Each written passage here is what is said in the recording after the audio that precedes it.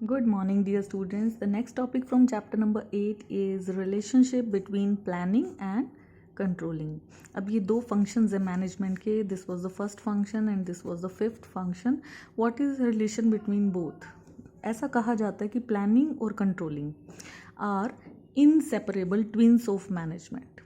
ये मैनेजमेंट के वो ट्विन फंक्शन है जिनको हम सेपरेट नहीं कर सकते, इनको अलग नहीं किया जा सकता. The planning and controlling functions are very closely related. इनके बीच एक क्लोज रिलेशन है. ये रिलेशन क्या है, पॉइंट वाइज समझते हैं इसको. First is nature and concept. Planning क्या है? प्लानिंग तो एक बेसिक फंक्शन है जो हर ऑर्गेनाइजेशन में परफॉर्म होता है, क्योंकि प्लानिंग में हम एडवांस में ही डिसाइड कर लेते हैं कि क्या करना है, कैसे करना है, कब करना है और कौन काम करके देगा.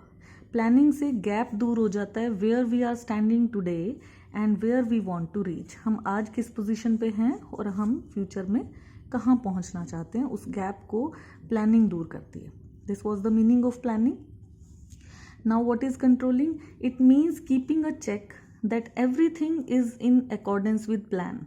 कंट्रोलिंग में तो हम ये चेक करते हैं कि हर चीज़ प्लान के हिसाब से चल रही है, and if there is any deviation, और अगर कोई डिफरेंस आता है तो हमें प्रिवेंटिव एक्शन भी लेना है ताकि उस डिफरेंस को हम दूर कर सकें.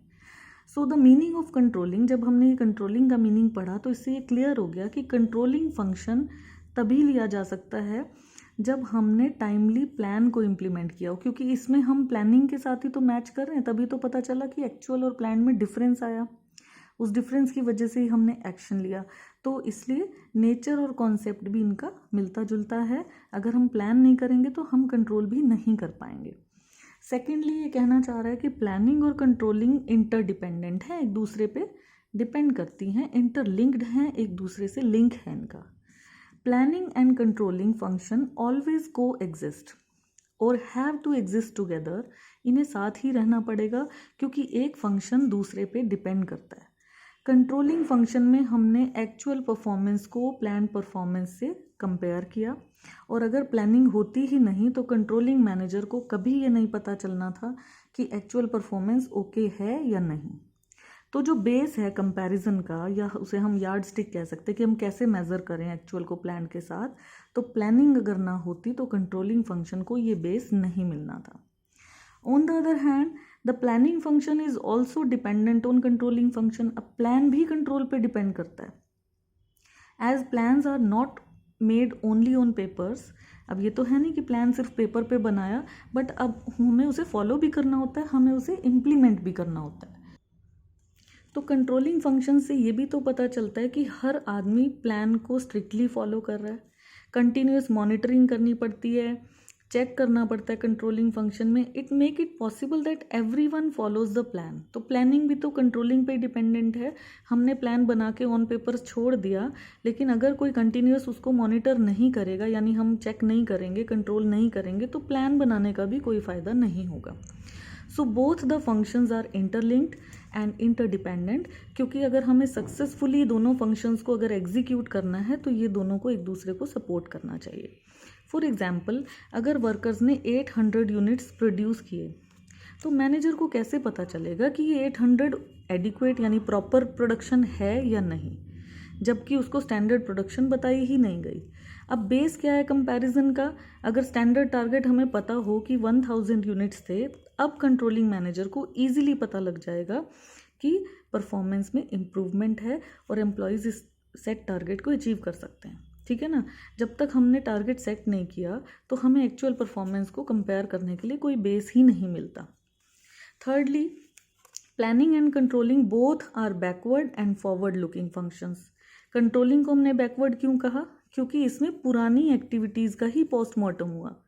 मतलब मैनेजर को पिछले साल की परफॉर्मेंस ही तो देखनी है, ये देखने के लिए कि डेविएशन क्यों आ रहा है, डिफरेंस क्यों आ रहा है प्लानिंग के साथ. यानी जो परफॉर्मेंस हो चुकी है, ज़रूरी नहीं बेटा ये प्रीवियस ईयर की ही हो, कहने का मतलब पास्ट परफॉर्मेंस है.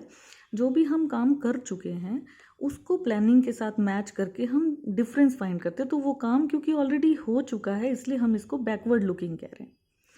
Because planning is guided by past experience and feedback report of controlling function. अब प्लानिंग भी तो पास्ट एक्सपीरियंस के हिसाब से ही बनाते हैं, अगला प्लान हमें कुछ करना है तो पास्ट एक्सपीरियंस को यूज़ करके ही बनाया जाता है। अब ये फॉरवर्ड लुकिंग क्यों है, क्योंकि प्लान बनेगा तो फ्यूचर के लिए। पिछला एक्सपीरियंस हमने देखा ज़रूर, लेकिन जो भी एक्शन लेंगे वो फ्यूचर में ही लेंगे। तो it involves looking in advance and making policy for maximum utilisation of resources in future. अब हमें एडवांस में देखना है कि आगे हमें आने वाले टाइम में क्या पॉलिसी बनानी है कि फ्यूचर में हम अपने रिसोर्सेज को अच्छे से यूटिलाइज कर पाएँ।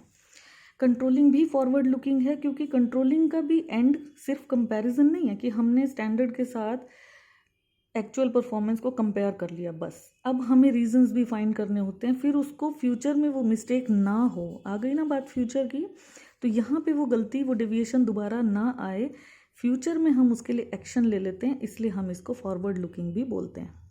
ठीक है, तो कंट्रोलिंग बैकवर्ड लुकिंग भी है, is only partially correct. Planning और कंट्रोलिंग दोनों ही फॉरवर्ड लुकिंग भी हैं, बैकवर्ड लुकिंग भी। ये दोनों फंक्शंस फ्यूचर में भी काम करते हैं और पास्ट एक्सपीरियंसेस भी इनमें यूज़ होते हैं। And now planning is prescriptive while controlling is evaluative.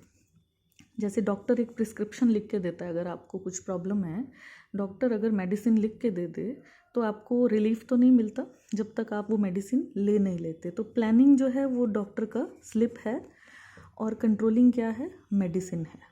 ठीक है, तो planning is basically an intellectual process. Planning तो एक मेंटल प्रोसेस था जिसमें लॉट ऑफ थिंकिंग थी। Comparison to prescribe a particular course of action, ये सिर्फ प्लान किया गया था कि कैसे काम करेंगे, ऑब्जेक्टिव को कैसे अचीव करेंगे। अब कंट्रोलिंग दूसरी तरफ अगर हम देखें, कंट्रोलिंग की वजह से ये सब चीज़ें चेक हो जाती हैं, क्या हमने जो सोचा वो ठीक है या नहीं, अगर ठीक है तो वो फॉलो हो रहा है या नहीं हो रहा है। इसलिए इसको प्रिस्क्रिप्टिव फंक्शन बोलते हैं, इसको इवैल्यूएटिव बोलते हैं। So what is the conclusion, कि इन दोनों को सेपरेट नहीं किया जा सकता, ये सप्लीमेंट्री फंक्शंस हैं जो एक दूसरे को सपोर्ट करते हैं, और अगर हमें सक्सेसफुल इम्प्लीमेंटेशन करना है तो इनको सपोर्टिव रहना पड़ेगा। प्लानिंग से कंट्रोलिंग इफेक्टिव होती है, एफिशिएंट होती है, और जबकि कंट्रोलिंग से फ्यूचर का प्लान अच्छा बनता है। Thank you, have a nice day.